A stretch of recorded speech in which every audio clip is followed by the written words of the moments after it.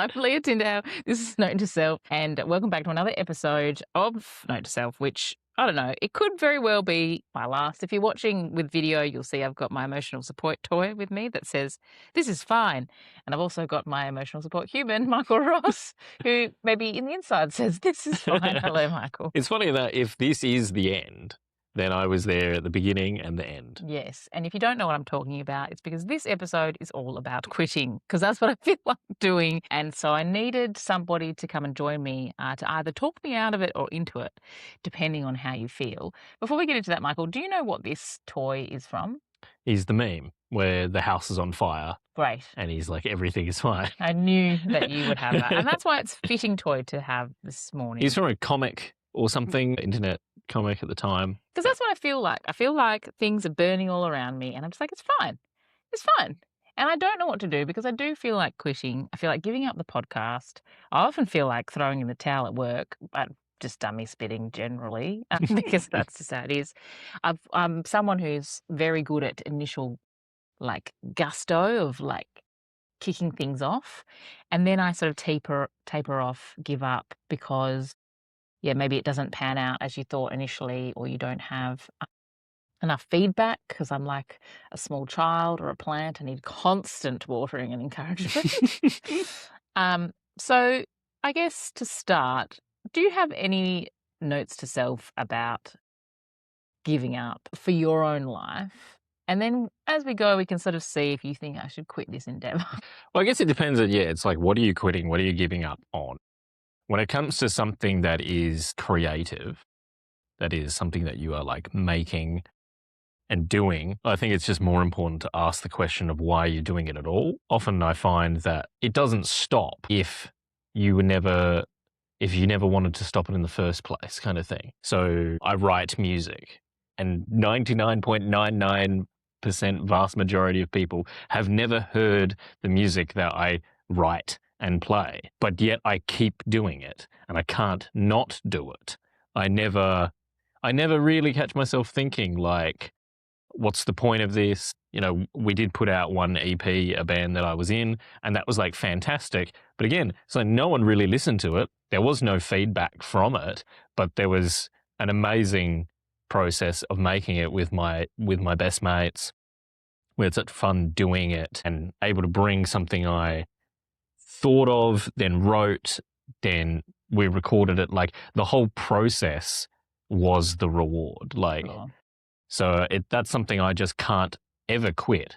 It just keeps happening. I just keep doing it, sort of thing. I mean, you do call yourself the cockroach of the work that we do. Like you can't seem to roll over and die. Yeah. So I do think it's interesting as well because I look at your radio career and you've had 10 years and some people would have quit and given up because it's not necessarily at times been where you want or you don't think it's happening fast enough. Like how have you not given up when you're like, I don't want to do this particular job right now, even though I'm still working in the industry? Yeah, it comes back to like, why am I doing the job? Why do I get up in the morning to go and do the job? You know, the pay is not good. We need to reiterate that. I really want people to know that. If they ever meet radio people, they're like, oh, wow. And it's like, no, the wow thing is the job is amazing. Yeah. The pay was for a long time, the pay was very bad and now it's nice. But it's like, I don't think it can get any higher. I've done 10 years now. Unless I was to get something in a capital city, I think I've kind of reached a ceiling. You need to become a shock jock. Yeah, I need to get really divisive. Yeah. But it's like, but that's not why I'm doing it. I wasn't chasing. If I wanted to do that, it's like we live in Western Australia. If you want to chase money, join the mines. Yeah, sure. You know, sure. I could reskill and do something there, probably in not too much time. Yeah. But I don't want to do that. That's the kind of job I would want to quit because it becomes a grind. This is never really a grind, even through the winter months when you're getting up in the dark.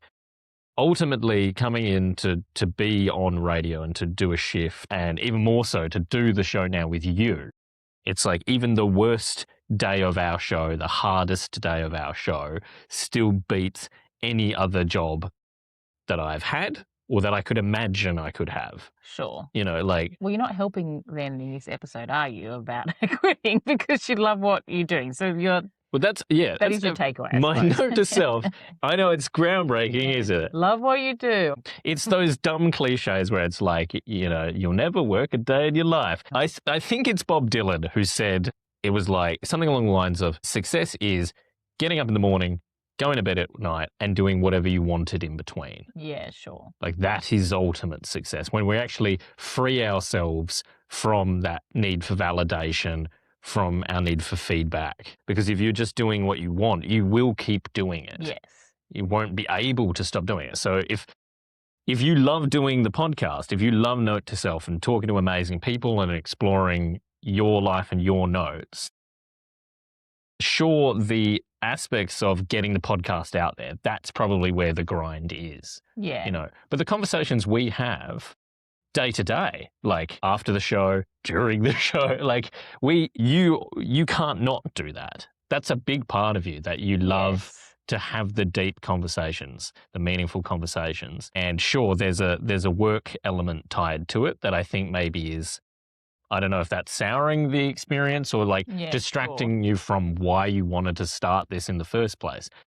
Because I think you'll keep doing it even if the podcast stops. Yeah, I mean, like I like having the conversations, but it feels like this is just an echo chamber. And so like while I have had some lovely people message and thank you very much when you comment, when you follow, it's very encouraging. It also just still feels like to what end? Am I helping anybody?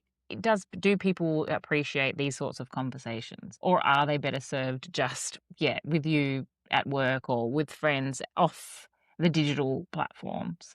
And I think because of the amount of effort required, and then because so much else in my life is quite busy at the moment, there is a real lull and real lack of desire and even creativity to know who to chat to and reach out to guests and all those things that I feel like giving up. Like I just think it's something that lots of people will start and not persevere with projects all the time. And in my back of my mind, I'm always thinking of the projects that I started 5 years ago that I wish I kept going with. So I'm trying to not let that happen with Note to Self and let that be a reminder of like, okay, I had an amazing podcast in lockdown during COVID called Dirty on the Couch. Great. It was kind of like a similar concept to this. I kind of still like that name better than Note to Self. Maybe I'll change it back. But the idea of like having that friend where you can just talk about rubbish, you're in your pajamas, you're eating, you're like gremlin mode kind of thing. You're dirty on the couch is a phrase that like my sisters and I use. And so that's where the premise came from. And I think it's just funny because then people think you're going to be talking about sex or something or getting dirty on a couch. But I started that because I wanted people to feel like they're just hanging out with your best friends. And then I get disappointed and like distracted by all the other podcasts that are also doing that. And then everyone's like, it's two best friends on your couch. Come and hang. I'm like, everyone was two best friends. And I'm like, yuck. And I don't. So then you look at everyone putting out their podcasts. You look at these people who are securing big name guests all the time, who are getting their clips out. I don't know where they get their energy from. I don't know where they get their capacity from. And I just feel like I'm limping to just try and make it. I don't like the name Note to Self anymore. I don't like any of the assets I have. I don't have enough assets. I don't even have a studio or a space or gear. I use works resources. The plants aren't real. The plants They're fake. They're not even real. This is off somebody's desk, this little toy I've had to borrow a colleague. Like, it's really desperate times. And I just like, oh, is there a point? What am I doing? And then I'm like, I don't know. And then, last time I put out the episode, I had some lovely comments. Then I got tagged in a Australian podcast like shortlist thing being like, watch this. And they're trying to build their platform, so they don't have a big audience. But it was still like, oh, that's kind of nice, like someone to be noticed, even if they are scraping the internet through AI, whatever. And then I'm like, oh, maybe it's worthwhile. But then it comes to recording and doing and the making. And I just think, I feel like this is subpar. I don't feel like I'm doing you who are listening it justice because I'm not putting out what I want to. It's not the quality. I'm not getting the guests that I want to because I can't be bothered because I'm low capacity. And then all these things just make me feel like, should I just give up? Should I stop? And it was different last year because last year I was like, just do 15 episodes because I knew it's very hard to sustain something like this, you know. And already I've had gaps where I'm like, look, I'm not going to push myself. And if this week it's a fortnightly thing, but I'm not sure. I just don't know what to do. I think I want to keep being the person that pushes through the slump and that, then in 3 months' time, I can talk to you all and be like, "Don't give up. I was on the precipice of giving up, and now look, this is what's happened." But the reality is as well, sometimes you don't give up, you keep persevering, and it's for nothing. Like, that is also a reality. Sometimes things don't pay off, but we want them to, and we keep hoping next, yeah, it's just around the corner, and next minute you're burnt out and you're a crisp on the floor. So what do I do, Michael? I want to start by saying that you said that this was subpar, and that's very not true. Like, Feels subpar. it might not be the version that you want it to be yet, you know, but the content that you're doing is absolutely like worthwhile, you know. I've only been now been involved in 3 episodes or something in that Yeah. time. It's like, but I'm listening to the other episodes, and I've taken away so much from them. So don't think that there's nothing here. We're easily distracted by that dream of how it should look and how we think it should be, or the guest we think we should have. But then there's also just the reality of the making. And that it happens with painters, because my wife has talked about this, where it will look awful before it's done. It'll actually be looking all right, and then when you get near the end, it will look terrible, You'll hate it. and you'll hate it. Yeah, Yeah. and you want to stop at that point, but you finish it, and then you step back, and you can see it there. And so it's like, it would just feel like you're in that phase where it's like you're now out of launch. You know, season 1, 15 episodes, great. But that, in essence, is one. That is season 1. Yeah, sure. If you're playing the long game and if you want to stay in the game, it's not that episode 1, the pilot, was the beginning. No, that whole year was the beginning. Welcome to year 2. Yeah. In football, they call this second year blues. Oh, okay, yeah. So development is not linear for athletes. Only a golden few can continue on their merry way. It's very common for players to somehow, even like from the outside, you're kind of like, what's going on? You were fine last year. Now you run to the wrong spots, you're fumbly, you're missing shots at goal. And it's just because you come in with naivety and a little bit of beginner's luck, and you're running on raw talent. And then it's like, okay, welcome to your second year. You have to train your ass off like 4 days a week. You're hitting the gym. And now it's a grind, you know, and people aren't going to take it easy on you anymore. They gave you that grace in that first year kind of thing. And you're giving yourself that grace in your first year kind of thing. And you're just doing and you're just enjoying.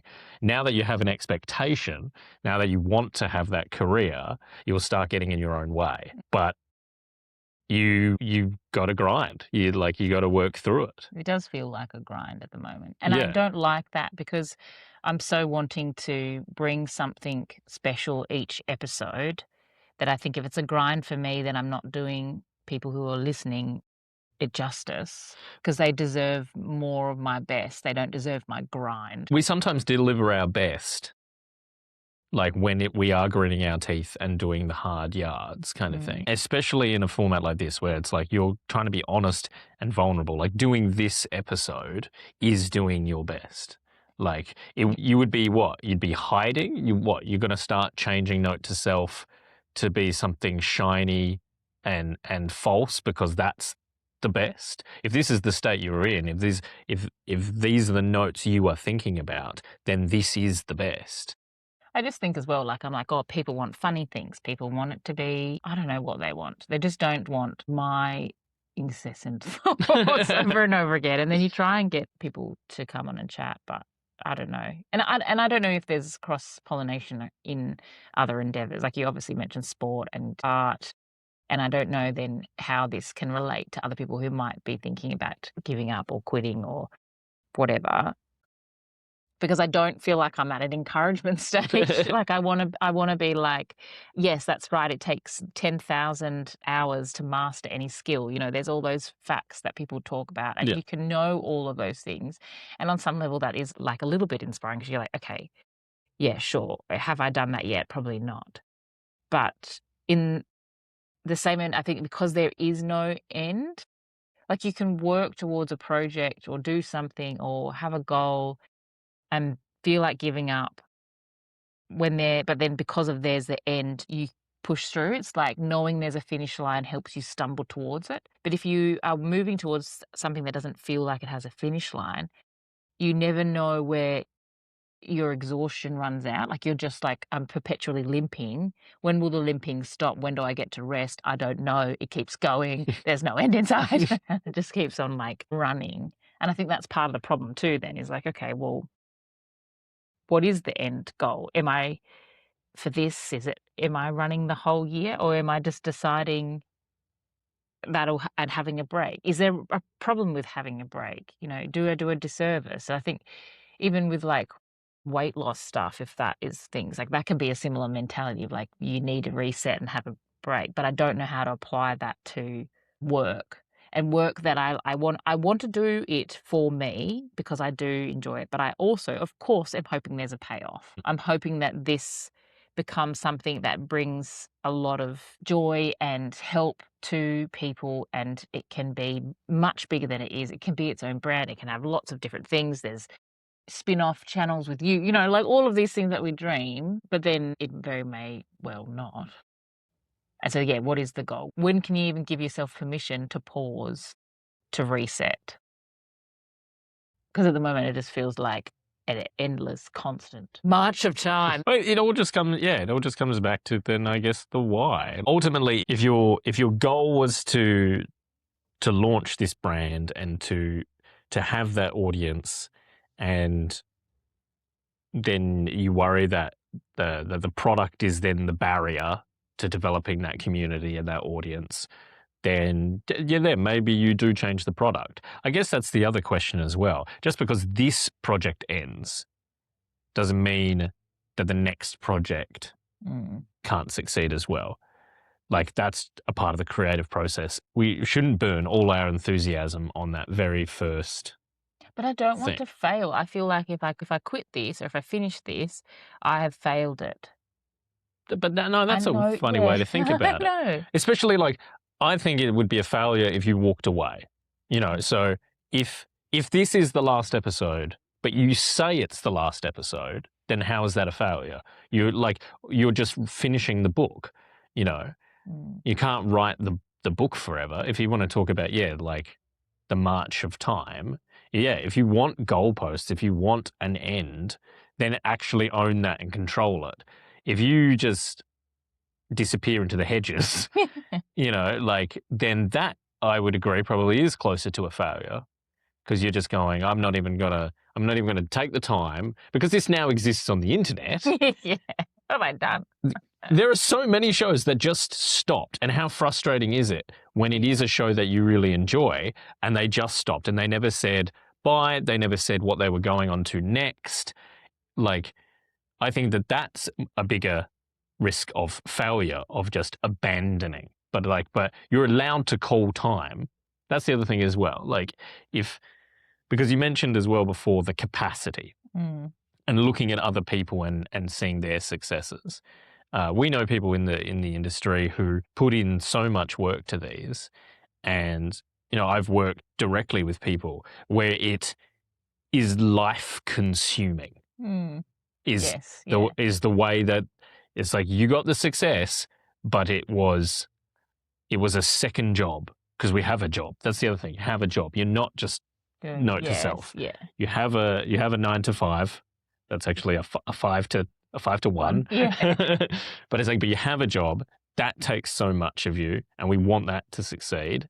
And then what? You're going to take on a second job while you have a partner, you know, while you have friendships and family. Like Yeah.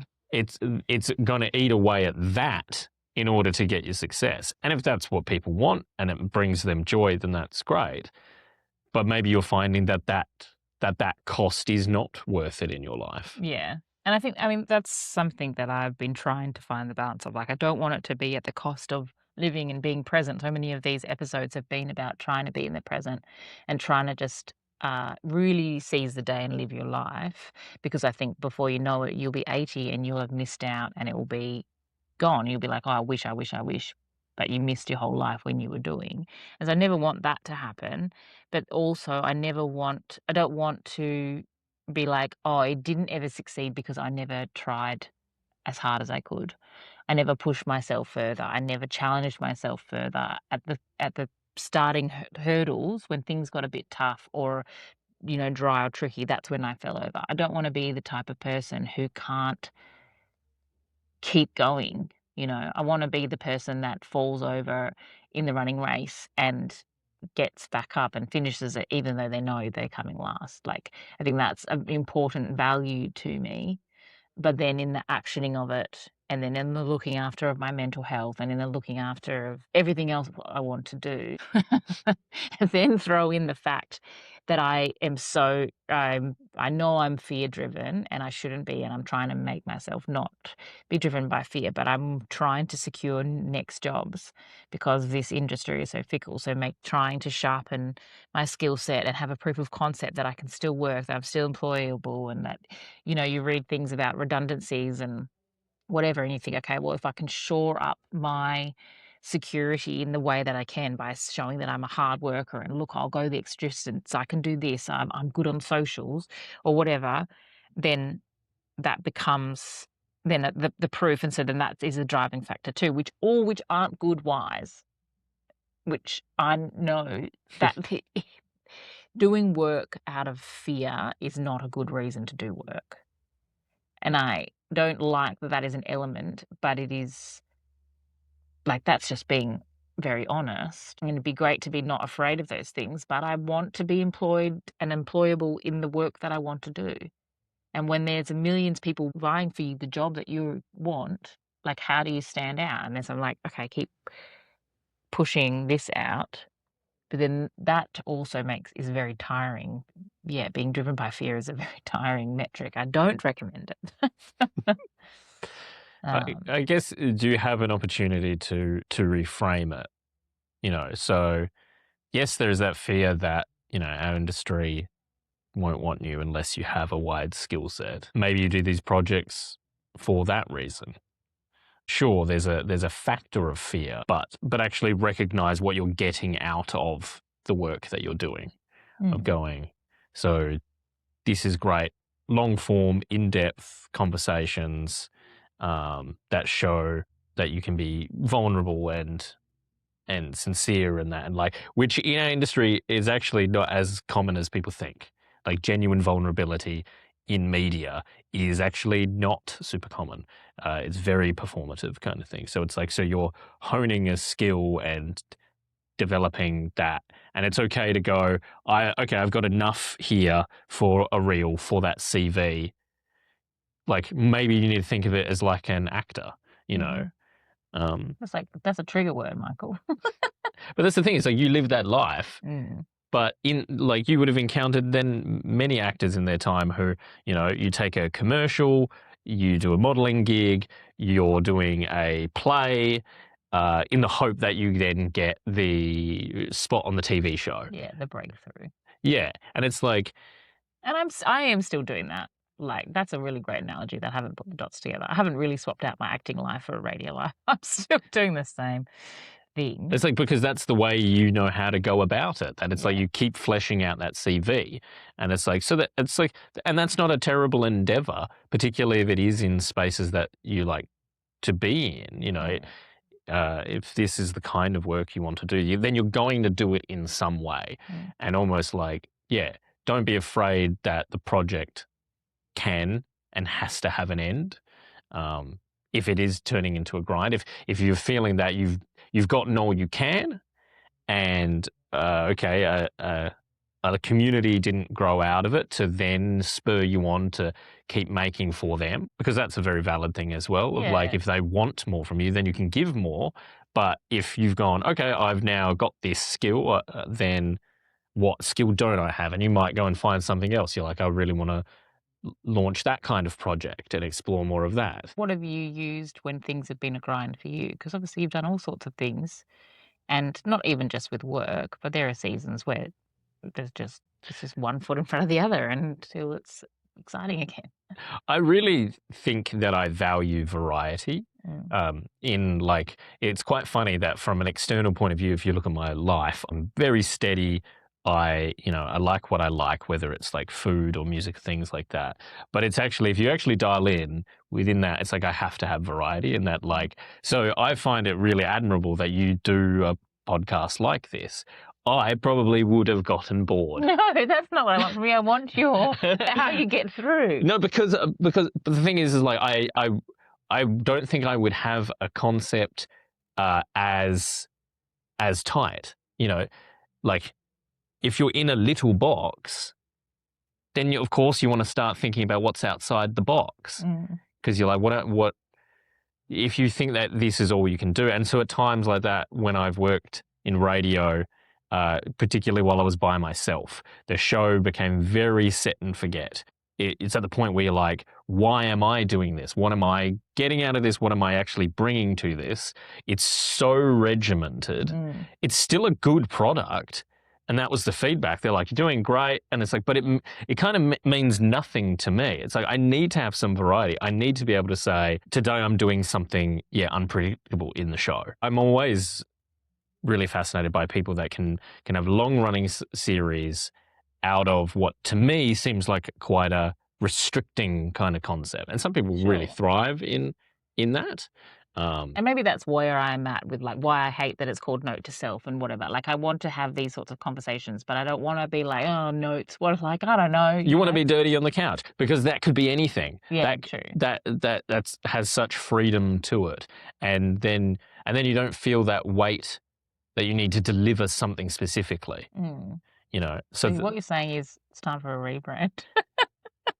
Not rebrand, but maybe like, and in a way, it's like, because this is still an infant podcast, like, why can't you, rather than end it today, why can't you evolve it? Yeah, sure. Why can't you remove the things that are the hurdles and the barriers and allow you more time to be dirty on the couch, to be what you want from it? And it's like, and so I think that's how I got through that period of radio, going that like you just start testing the waters again of new ideas.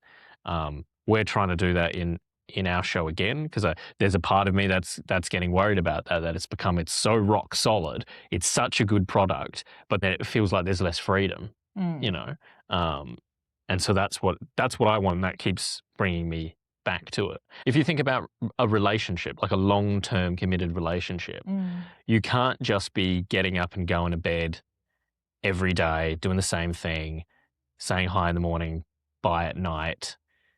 Like you have to have the freedom to keep doing new things, exploring things. Variety is the spice of life. Like it's all very cliche. Yeah, it's like we have surely we have to evolve, and maybe that's all it is when we think about quitting, and when it hurts, because there's quitting where you're like, I have to get out of this. Yeah. But when you have that feeling of like, oh, I don't want to do this, but I don't want to not do it, then maybe the answer is evolution. Yeah. Change. Yeah. I do like that as an idea, that like maybe if you're feeling like quitting, it is a sign for a shake-up, and evolving, and then giving yourself the permission and freedom to do that. I wrestle with the idea that it is still sort of some version of quitting, even if it was to evolve. But that's probably just my own personal hang-ups of what it means to be committed and stay the course on something. And I don't like evolving. I like being like, well, no, you say what you say and you do what you're going to do. May your yes be your yes and your no be your no. That's the thing that we got very brought up on.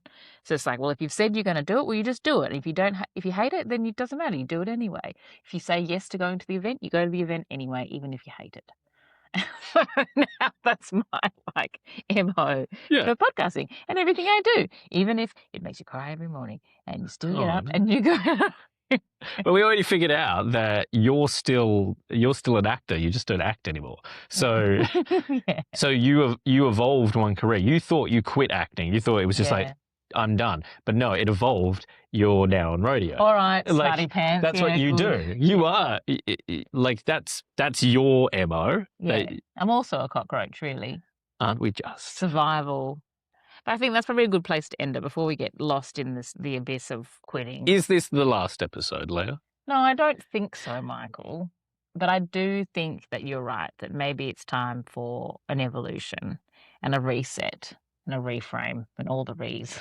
All the re's. And I don't know what that looks like. And I would, like I said this in the last episode as well, I really would love feedback and insight on, like, yeah, if you are loving it, what you're loving it, leave comments, hit follow. I know, yeah, I'm very appreciative to everyone who has done that over the course of this, both this season and last season, because it really does help. And then I guess we'll watch this space, maybe Dirty on the Couch.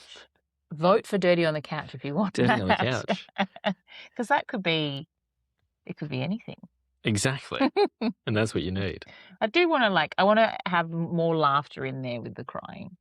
Yeah. Because I think that's more of a better reflection of who I am as a person. What happened today? Did we get... Crying and laughing? Not yet. There was a numbness, wasn't it? I was close to tears. Yeah. No. It's fine. We're fine. Like the toy said, this is fine. So I'll see you at the next... I'll see you on the couch. Yeah. I'm always there on the pilot. Yeah, yes. And then I'm there in a crisis. Yeah. And I'll be there at the end. Can't wait. But thank you. Thank you, Michael, for helping me talk out some of the chaos of my mind today. I appreciate it. Yeah, if you wanted to throw in the towel, you're talking to the wrong guy. I'm like loyal to a fault. Very encouraging. Yeah. Yeah. Like my support person. Champion. Yeah. That's the word. Am I champion? Is that what they are? Sure. Send me into the ring. No, you're not my champion. What's the guy who's like, yeah, like I'll champion you. Yeah. Yeah, in that way. Because you don't go out for me. No. You could do the podcast if you want. Anyway, almost run out of battery. And that's how things end. Yeah.